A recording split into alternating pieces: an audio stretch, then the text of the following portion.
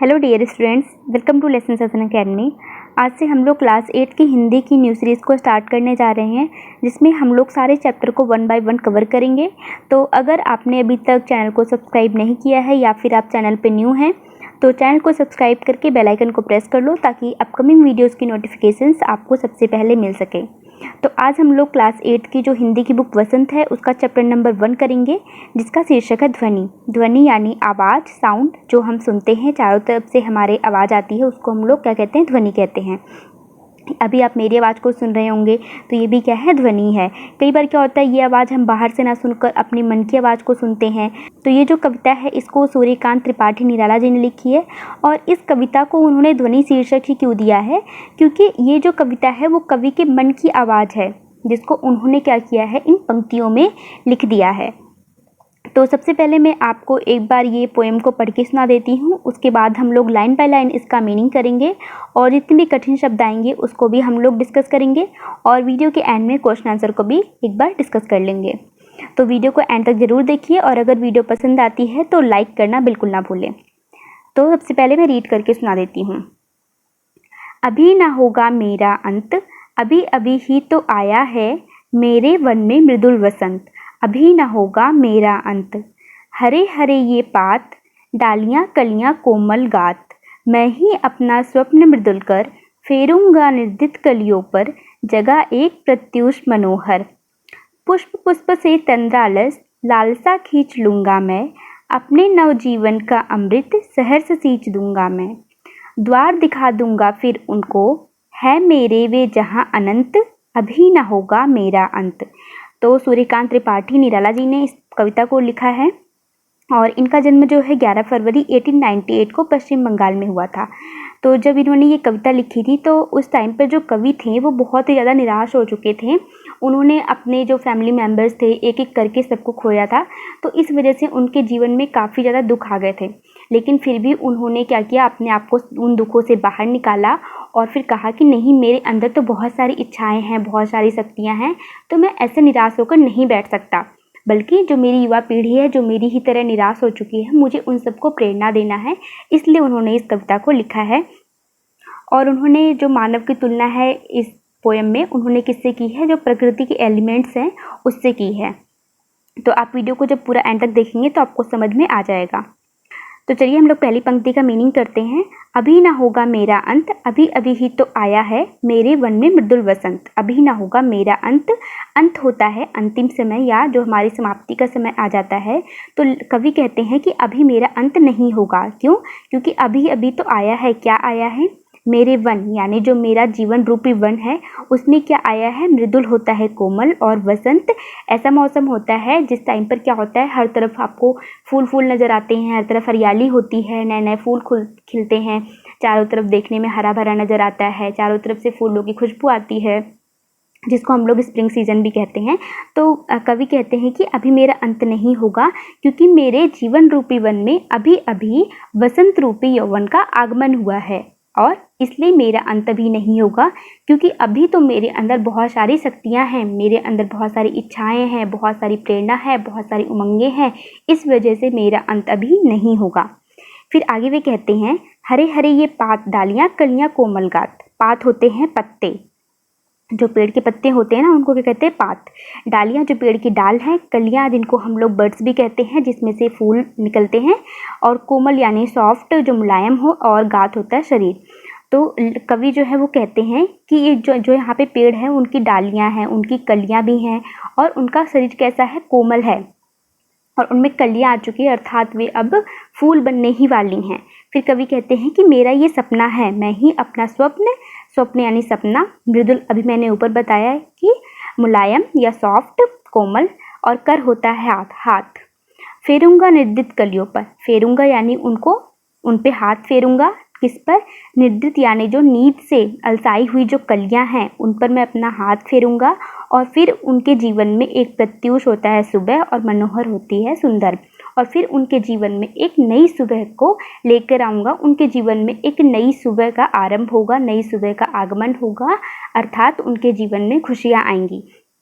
तो यहाँ पर ये तो हमने इन पंक्तियों का मतलब किया, लेकिन इसके पीछे जो कवि के कहने का भाव यही है कि जिस तरह जब वसंत आता है तो हर तरफ हमें हरियाली देखने को मिलती है। इसी तरह हमारी जो युवा पीढ़ी है, जो निराश हो चुकी है निर्दिष्ट कलियों की तरह, उनके अंदर भी क्या है, बहुत सारी इच्छाएं हैं, बहुत सारी शक्तियां हैं उनके अंदर, उनकी इच्छा शक्ति बहुत मजबूत है। तो कवि कहते हैं कि मेरा ये सपना है कि मैं अपने अंदर की जो प्रेरणा है, मृदुल करने का मतलब उनका यही है कि मेरे अंदर की जो प्रेरणा है मैं उन सबको दे दूंगा और फिर उनके जीवन में भी एक नई सुबह का आरंभ होगा। अर्थात वे लोग भी अपने लक्ष्य को निर्धारित करेंगे और अपने लक्ष्य की प्राप्ति करेंगे।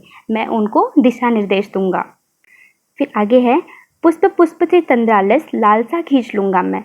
पुष्प पुष्प यानी हर एक फूल से, तंद्रालस यानी जो आलस्य है, और लालसा होती है इच्छा।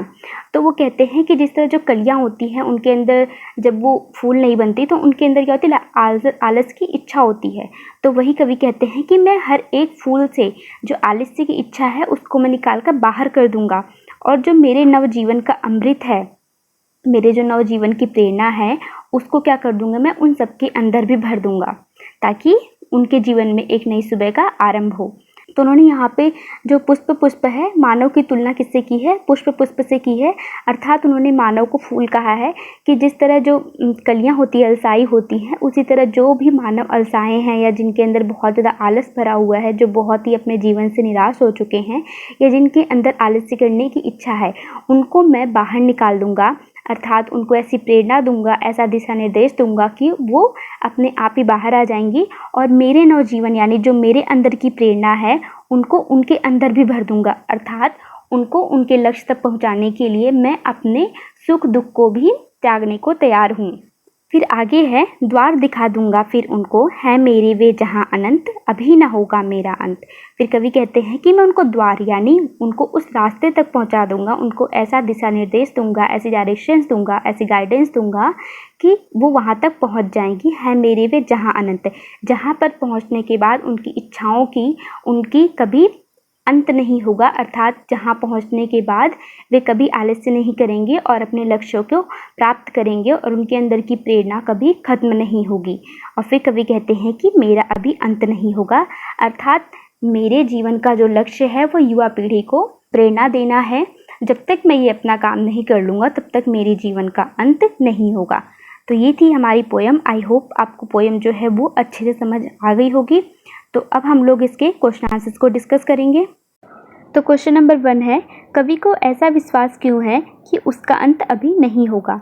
तो अभी अभी हमने पोएम पढ़ा, उसमें हमने देखा कि कवि ये कहते हैं कि उनके वन रूपी जीवन में अभी अभी वसंत रूपी यौवन का आगमन हुआ है। अर्थात जिस तरह वसंत आने पर चारों तरफ खुशियाँ होती है, हरियाली होती है, चारों तरफ हमें नई ऊर्जा का संचार देखने को मिलता है, उसी तरह कवि के जीवन में भी वसंत रूपी यौवन आने से क्या हुआ है, उनके अंदर नई नई शक्तियों की, नई नई इच्छाओं की, नई प्रेरणाओं का जन्म हुआ है और उनको नई पीढ़ी को प्रेरणा भी देनी है। इस वजह से उनके जीवन का अंत अभी नहीं होगा। कवि के अंदर की जो इच्छा शक्ति है वो बहुत ही अधिक मजबूत है, वे दृढ़ निश्चयी हैं, वे कमज़ोर नहीं हैं, इस वजह से उनके जीवन का अंत भी नहीं होगा। दूसरा प्रश्न है, फूलों को अनंत तक विकसित करने के लिए कवि कौन कौन से प्रयास करते हैं। तो फूलों को अनंत तक विकसित करने के लिए कवि क्या क्या करते हैं। कवि के जो कोमल हाथ है, जो मृदुल कर हैं, वो उन कलियों पर फेरना चाहते हैं ताकि जो कलियों के जीवन का लक्ष्य है, कलियों के जीवन का लक्ष्य क्या होता है, फूल बनना, कली से फूल बन जाए, यही उनके जीवन का लक्ष्य होता है। तो कवि कहते हैं कि मैं अपने कोमल हाथ उन पे फेर कर उनको एक नई ऊर्जा दूंगा ताकि वे अपने लक्ष्य को प्राप्त कर सकें और वे कली से फूल यानी विकसित कर सकें। तीसरा प्रश्न है, कवि पुष्पों की तंद्रा और आलस्य दूर हटाने के लिए क्या करना चाहता है। तो कवि क्या करना चाहते हैं, वो अपने कोमल स्पर्श से उनको जगाना चाहते हैं और कहते हैं कि जो मेरे जीवन का अमृत है, मेरे जीवन की जो प्रेरणा है वो भी मैं आप सबको दे दूंगा, प्रदान कर दूंगा, ताकि आप लोग भी अपने जीवन में आलस्य और तंद्रा को दूर हटाकर अपने जीवन के जो लक्ष्य हैं उनको प्राप्त करो। अब देखिए कविता से आगे में जो पहला प्रश्न है, वसंत को ऋतुराज क्यों कहा जाता है, आपस में चर्चा कीजिए। तो वसंत को ऋतुराज भाई इसलिए कहते हैं क्योंकि जब वसंत ऋतु आती है तो हर तरफ हमें देखने में अच्छा लगता है, चारों तरफ हरियाली होती है, चारों तरफ फूल खिलते हैं, खेतों में जो सरसों के पेड़ होते हैं ना उसमें फूल आ जाते हैं, जो आम होते हैं उनमें छोटे छोटे से कैरी आ जाती हैं और ना बहुत अधिक गर्मी होती है ना बहुत अधिक सर्दी होती है। तो इस वजह से इन सारे मौसमों में जो वसंत है उसको अच्छा माना जाता है, इस वजह से उसको मौसमों का यानी ऋतु का राजा कहा जाता है। दूसरे में देखिए क्या पूछा हुआ है कि वसंत ऋतु में आने वाले त्योहारों के विषय में जानकारी एकत्र कीजिए और किसी एक त्योहार पर निबंध लिखिए। तो ये काम तो आप खुद कर सकते हैं, बिल्कुल आपको ही करना ये काम कि कोई भी त्यौहार जो आ रहा है उसके बारे में निबंध लिखिए और सारी जानकारी को इकट्ठा कीजिए। तीसरा प्रश्न है, ऋतु परिवर्तन का जीवन पर गहरा प्रभाव पड़ता है, इस कथन की पुष्टि आप किन किन बातों से कर सकते हैं। तो बिल्कुल जो ऋतु परिवर्तन होता है उससे हमारा जीवन बहुत अधिक प्रभावित होता है।